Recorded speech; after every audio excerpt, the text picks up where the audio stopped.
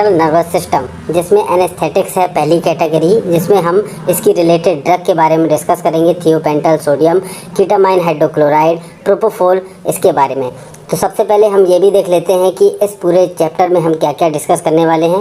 बस है जिसमें पहली कैटेगरी है एनेस्थेटिक्स की। एनेस्थेटिक्स रिलेटेड ड्रग कौन कौन सी हैं? Thiopental sodium, ketamine hydrochloride, propofol. Sedative and hypnotics, इसमें हम पढ़ेंगे डायज़ेपाम के बारे में, एल्प्राजोलम, नाइट्राजेपाम, फिनोबार्बिटल। एंटीसाइकोटिक्स ये कैटेगरी है, क्लोरप्रोपाजीन हाइड्रोक्लोराइड, हेलोपेरिडोन, रिसर्पिडोन सल्प्राइड, ओनालजापिन, क्यूटेयापाइन, लोरासिडोन। और इसके बाद चौथी कैटेगरी है आपकी एंटी कन्वल्सेंट, जिसमें हम ड्रग पढ़ेंगे phenytoin, carbamazepine, clonazepam, valproic acid, gabapentin, topiramate, vigabatrin and लेमोट्रिगिन।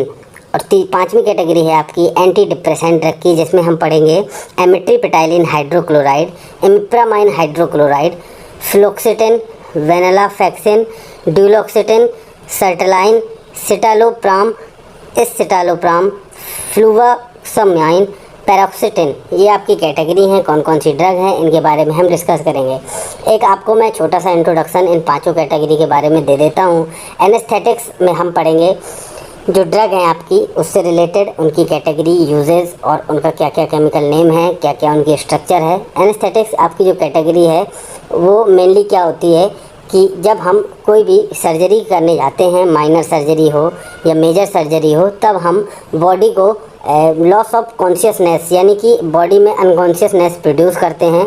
तो एनेस्थेटिक्स को हम ऐसे डिफाइन कर सकते हैं कि these are the those agent which produce the anaesthesia, means the loss of sensation and cause the unconsciousness in throughout the body.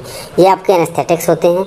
Sedative and hypnotics की बात करें तो सेडेटिव आपका मेनली क्या होता है, जो आपके बॉडी में एंजाइटी को रिड्यूस करता है और एक कामिंग इफेक्ट आपको बॉडी को प्रोड्यूस करके देता है। और हिप्नोटिक्स की बात करें तो इसको मेनली बोलते हैं स्लीपिंग पिल्स, यानी कि जो आपका सेडेटिव इफेक्ट के साथ साथ आपको बॉडी को स्लीप भी इंड्यूस कराता है, इसलिए इसको स्लीपिंग पिल्स भी बोलते हैं। तीसरी कैटेगरी है आपकी एंटी साइकोटिक्स की। साइकोसिस क्या है? साइकोसिस की कंडीशन हम अगर देखें तो मेनली क्या होता है, इसमें हमारी बॉडी को डिस्ट्रोशन ऑफ थॉट्स, यानी कि आप जो एबिलिटी आपकी थॉट्स की है वो आपकी डिस्ट्रॉय हो जाती है। Behavioural capacity to recognise the reality, यानी कि आप जो आपका जो रियलिटी चल रही है, बाहर की दुनिया में क्या चल रहा है, उसको हम रियलिटी में रिकॉग्नाइज नहीं कर पाते हैं। ये आपकी जो कैपेसिटी है वो आपकी डिक्रीज़ हो जाती है। जैसे एग्जांपल में आपने देखा होगा कि सडनली आप किसी को देखते हैं कि साइकोसिस की कंडीशन में वह व्यक्ति किसी भी प्रकार का कार्य यदि कर रहा है तो उसे मतलब बाहर की दुनिया से कोई फ़र्क ज़्यादा नहीं पड़ता है, वो अपने ही काम में मनमुग्ध हो जाता है। तो वो कंडीशन आपकी होती है साइकोसिस की। और जो ड्रग आपका साइकोसिस की कंडीशन को ट्रीट करती हैं वो आपकी एंटीसाइकोटिक ड्रग कहलाती हैं। डिफरेंट टाइप की ड्रग्स हैं। चौथी कैटेगरी है आपकी एंटी कन्वल्सेंट की। ये कैटेगरी, इसको हम एंटी एपिलेप्टिक के नाम से भी जानते हैं। एपिलेप्टिक क्या है? एपिलेप्टिक क्या है कि जब आपकी बॉडी में कॉन्शियसनेस का डिस्टर्बेंस हो जाता है, सडनली आप देखें कि रिलैक्सेशन हो रहा है, फिर कॉन्ट्रैक्शन। एक बॉडी को जो हेल्दी बॉडी है उसमें आपका रिलैक्सेशन एक कंटिन्यूटी के साथ होता है, फिर कॉन्ट्रैक्शन होता है, ये आपका एक हेल्दी प्रोफाइल है। लेकिन जो एपिलेप्सी की कंडीशन है उसमें आपका एक डिस्टर्बेंस हो जाता है कॉन्शियसनेस को लेके। जैसे मैं अगर आपको एक एग्जांपल देके समझाऊँ तो जैसे आप सोने जाते हैं, आप फ़ोन चलाते चलाते सोते हैं, तो उसके दौरान क्या होता है, जब आपको नींद आने वाली होती है और नींद आ जाती है तो फ़ोन यदि आप हाथ में लिए हैं तो अचानक से फ़ोन छूट जाता है। ये आपने देखा होगा। तो इसमें क्या होता है, उस समय सोते टाइम हमारी बॉडी पूरी तरीके से रिलैक्सेशन में होती है।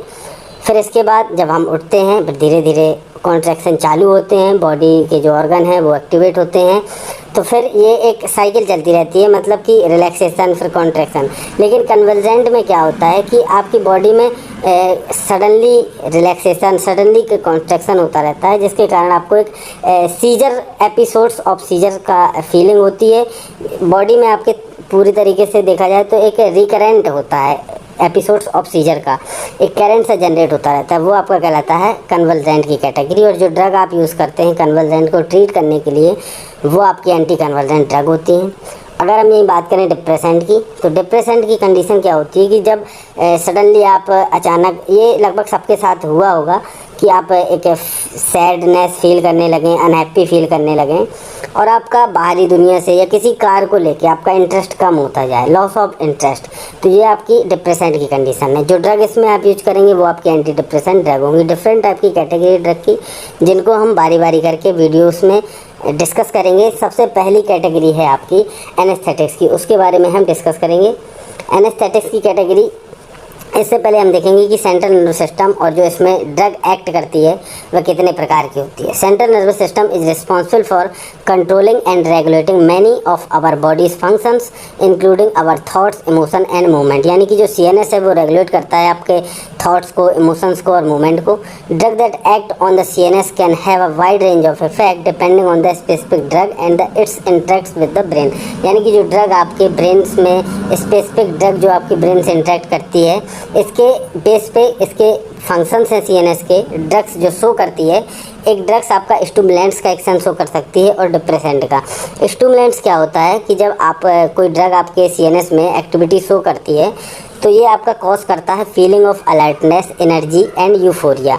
यानी कि आप एक एनर्जेटिक फील करेंगे और एक्सेस हैप्पीनेस आपको फील होगी, अलर्टनेस फील होगी। ये आपके स्टिमुलेंट्स हैं। और कॉज कौन कौन करता है? Includes the caffeine, amphetamines and cocaine. जब भी आप कैफीन की एक रिक्वायर्ड अमाउंट अपने बॉडी में एडमिनिस्ट्रेट कर लेते हैं या कोकेन का, तो आपका सीएनएस स्टिमुलेंट्स हो जाता है। ये एक कैटेगरी है सीएनएस स्टिमुलेंट्स की। और यहीं अगर दूसरे वे में देखा जाए तो एक डिप्रेसेंट की कैटेगरी है। डिप्रेसेंट का मतलब है कि जब आपका बॉडी फीलिंग करे ड्रॉजीनेस, यानी कि आपको नींद सी आती रहे, या रिलैक्सेशन या सेडेटिव इफेक्ट, यानी कि आपकी बॉडी एकदम काम हो जाए, तो वो कौन कौन से एजेंट इसके लिए रिस्पॉन्सिबल होते हैं? जैसे आप अल्कोहल कंजप्शन करते हैं, बार्बिचुरेट्स एंड ओपिएट्स, ये आपका डिप्रेशन। तो मेनली क्या है, सीएनएस पे जो इफेक्ट डालती हैं ड्रग, वो दो कैटेगरी हो सकती है, एक स्टिमुलेंट्स की, एक डिप्रेसेंट्स की। तो यदि आपसे पूछा जाता है कि स्टिमुलेंट्स कौन कौन से फैक्टर्स आपके कॉज करते हैं, तो आप इसमें बता सकते हैं कैफीन हो गया, एम्फेटामिन्स हो गया एंड कोकेन हो गया। और डिप्रेसेंट्स कौन कौन से एजेंट हैं आपके? Alcohol, barbiturates and opiates. ये आपका थोड़ा सा सीएनएस के बारे में था, स्टिमुलेंट्स और डिप्रेसेंट के बारे में। अब हम अपनी जो मेनली क्लास है जिसके बारे में हम डिस्कस करेंगे वो है एनेस्थेटिक्स की। तो एनेस्थेटिक्स क्या होता है? Anaesthetics are the drug that are used to induce anaesthesia. यानी कि ये आपका एनेस्थीसिया इंड्यूस करता है, which is a temporary loss of sensation और अवेयरनेस, जिसमें आपका सेंसेशन बॉडी का और अवेयरनेस आपका लॉस हो जाता है। टू टाइप के होते हैं, एक local anaesthesia and general anaesthesia. इसको आप नाम से ही समझ सकते हैं। लोकल एनेस्थीसिया यानी कि आपके बॉडी के लोकल पार्ट के लिए, यानी कि माइनर सर्जरीज हो गए, इंजेक्शन हो गए, डेंटल प्रोसीजर हो गए, इसके दौरान आपका जो पेन है उसके रिलीफ के लिए, यानी कि जो पेन का सेंसेशन है वो ब्लॉक कर सकें हम, इसके लिए हम एनेस्थीसिया, लोकल एनेस्थीसिया का उपयोग करते हैं। block the sensation of pain in a specific area of body. They are often used for dental procedure, minor surgery and injection. दूसरी कैटेगरी है जनरल एनेस्थीसिया की। जनरल एनेस्थीसिया क्या करता है? Cause a loss of consciousness and a general loss of sensation through out the body. आपके पूरे body में एक लॉस ऑफ कॉन्शियसनेस करता है, यानी कि पूरी बॉडी में आपके अनकॉन्शियसनेस को प्रोड्यूस कर देता है। ये आपका जनरल एनेस्थीसिया है। ये आपका यूज़ होता है जैसे मेजर सर्जरी हो गई, चाइल्ड बर्थ हो गया, and the procedure that are required to the patient to be completely unconscious. यानी कोई ऐसा केस जिसमें बॉडी का पूरी तरीके से अनकॉन्शियसनेस होना नीड्स है, तो वहाँ पे हम जनरल एनेस्थेटिक्स का उपयोग कर सकते हैं। ये आपकी कैटेगरी एनेस्थेटिक्स की। अगर क्लासिफिकेशन देखें इसका चार टाइप से है: local anaesthetics, general anaesthetics, inhalation anaesthetics और इंट्रावीनस एनेस्थेटिक्स। लोकल एनेस्थेटिक्स में आपकी ड्रग्स हैं लिडोकेन, ब्यूपिवाकेन एंड मेपिवाकेन, यानी कि जो लोकल एरिया पे आप एनेस्थेटिक्स अप्लाई करते हैं। जनरल एनेस्थेसिया जो आपकी मेजर सर्जरी के दौरान यूज होते हैं: thiopental sodium, propofol, sevoflurane, isoflurane and desflurane. Inhalation anaesthetics आपके नाइट्रस ऑक्साइड और हेलुथिन है। इंट्रावीनस जो आईवी रूट से देते हैं आपके कीटामाइन हाइड्रोक्लोराइड, इटोमिडेट एंड मिडाजोलम। ये आपके इंट्रावीनस आईवी रूट से जो एनेस्थेटिक्स ड्रग्स आपके बॉडी में एडमिनिस्ट्रेड कराई जाती हैं वो कैटेगरी है। अब हम देखेंगे इसकी मेनली आपको 3 ड्रग्स पढ़नी है: thiopental sodium, ketamine hydrochloride and propofol. तो पहली ड्रग आप देखेंगे थियोपेंटल सोडियम। थियोपेंटल सोडियम, इसका आप स्ट्रक्चर देख सकते हैं, कॉम्प्लिकेटेड स्ट्रक्चर है, ये आपको याद करना पड़ेगा। यदि आप एग्जाम के पॉइंट ऑफ व्यू से देखें तो यदि आप ये स्ट्रक्चर बना के आते हैं तो आप अच्छे मार्क्स गेन कर सकते हैं। केमिकल नेम उसका लिख सकते हैं, लेकिन इसके लिए आपको इसको याद करना होगा। तो ये केमिकल नेम है इसका sodium 5 ethyl 5 pentane 2L 2 sulfanyl dene 13 diazine 4,6 dione. ये इसका पूरा केमिकल नेम है, बहुत बड़ा केमिकल नेम है इसका। तो इस प्रकार से थियोपेंटल सोडियम है क्या? ये जो एजेंट है ये आपका एक प्रकार का सोडियम सॉल्ट है थियोपेंटल आयन का। जो आपका थियोपेंटल आयन है उसका सोडियम सॉल्ट मिलके बनाता है थियोपेंटल सोडियम। यूज़ क्या है इसके? They are use treat convulsion यानी कि एपिलेप्सी के दौरान to reduce the intracranial pressure. Intracranial pressure को आपका ये रिड्यूस करता है और एपिलेप्सी को ट्रीट करता है। Thiopental sodium may be employed in the ICU to provide the sedation and the patient requiring mechanical ventilation और अदर इन्वेसिव प्रोसीजर। यानी कि ICU के दौरान आपका ये पेशेंट को सेडेशन भी प्रोवाइड कराता है, यानी कि कामिंग इफेक्ट देता है, और मैकेनिकल वेंटिलेशन भी इस एनेस्थेटिक्स से प्रोवाइड किया जाता है पेशेंट को। It helps to achieve a state of sedation and unconsciousness in critically ill patient. यानी कि ये सेडेशन और अनकॉन्शियसनेस को भी कॉज करता है, यानी कि एक रिलीफ देता है पेशेंट को। Thiopental sodium can be use in the management of status epilepticus condition. अब एपिलेप्टिकस की कंडीशन क्या होती है? एपिलेप्टिकस की कंडीशन क्या होती है कि जब कोई seizure more than the 5 minutes आपकी बॉडी में आता है, एक सिंगल सीजर, जो एक मतलब जैसे सीजर्स का एपिसोड हो गया वो आपका एपिलेप्सी है, लेकिन जो सीजर्स आपका मोर देन द 5 मिनट्स है वो आपकी कंडीशन कहलाती है एपिलेप्टिकस की। तो उसको मेंटेन करने के लिए आपका उसके मैनेजमेंट थेरेपी के रूप में हम उपयोग करते हैं थियोपेंटल सोडियम का। Characterised by the prolonged and the repeated seizure, इसमें भी इसका उपयोग किया जाता है। It is administered to terminate the seizure activity and induce sedation to protect the patient. वही चीज़ है कि आपका सीजर को टर्मिनेट कर देता है और कामिंग इफेक्ट देता है, एक सेडेशन का इफेक्ट देता है। अगर इसकी स्टेबिलिटी और स्टोरेज की बात करें तो it should B store in 22 degree Celsius में इसको स्टोर किया जाता है। It remain stable and style for 6 days and well beyond 7 days at 3 degree Celsius, यानी कि 6 दिन तक ये आपका स्टोर रह सकता है। टाइप्स ऑफ फॉर्मुलेशन 3 प्रकार से, इंजेक्टेबल फॉर्म में, पाउडर के फॉर्म में और सॉल्यूशन के फॉर्म में इसको बॉडी में एडमिनिस्टर करा सकते हैं। यानी कि फॉर्मुलेशन आपका अवेलेबल है इंजेक्शन और पाउडर और सॉल्यूशन के फॉर्म में। रूट ऑफ एडमिनिस्ट्रेशन क्या है इसका, वो आपका डिटरमाइन किया जाता है। ब्रांड नेम कौन कौन से जो मार्केट में अवेलेबल हैं? थियोजैक्स, पेंटोन, पेंटोथल एंड एनेस्थल, ये आपके ब्रांड नेम जो मार्केट में अवेलेबल हैं इस थियोपेंटल सोडियम एनेस्थेटिक्स के, वो हैं। अब इसके बाद आपकी अगली कैटेगरी है कीटामाइन हाइड्रोक्लोराइड। कीटामाइन हाइड्रोक्लोराइड, इसका भी आप डायग्राम देख रहे हैं, केमिकल नेम देख रहे हैं। Ketamine hydrochloride is a hydrochloride salt of synthetic derivatives of a cyclohexane with analgesic and anaesthetic activity. यानी कि जो आपका साइक्लोहेक्सेनोन है उसका ये आपका सिंथेटिक डेरिवेटिव्स है, जो कि आपका एक साल्ट है हाइड्रोक्लोराइड का, कीटामाइन हाइड्रोक्लोराइड का। तो ये आपका it is an NMDA receptor antagonist with a potent anaesthetic effect. ये एक पोटेंट एनेस्थेटिक है और जो आपका वर्क करता है NMDA रिसेप्टर पर। NMDA रिसेप्टर का मतलब है एन मेथिल डीएस्पार्टेट रिसेप्टर, इस पर आपका ये वर्क करता है। Ketamine is a rapid acting general anaesthetic and NMDA receptor antagonist उसको एंटागोनाइज करता है। देखो NMDA रिसेप्टर पे वर्क करता है, इसका मतलब ये नहीं कि उसको स्टिमुलेट ही करेगा, ये आपका NMDA रिसेप्टर को एंटागोनाइज करता है और आपका कामिंग इफेक्ट आपको प्रोड्यूस करके देता है और एनेस्थीसिया कॉज करता है। Induction of anaesthesia diagnostic and surgical procedure typically in the combination with the muscle relaxant. और ये आपका एनेस्थीसिया कॉज करने के लिए सर्जिकल प्रोसीजर में यूज होता है, जो कि आपका मसल रिलैक्सेंट की प्रॉपर्टी आपको साथ में प्रोवाइड करता है। केमिकल नेम इसका 2,2-क्लोरोफेनिल 2-मेथिल amino cyclohexanone by hydrochloride. Chemical structure आप देख रहे हैं इसकी, ये आपने देखा कि HCl और Cl ग्रुप भी इसमें ऐड है, यानी कि ये हाइड्रोक्लोराइड आयन हो गया। साइक्लोहेक्सेनोन का इसमें एक आपका कीटोन का ग्रुप भी ऐड है। तो ये स्ट्रक्चर है, ये आपको याद करना होगा।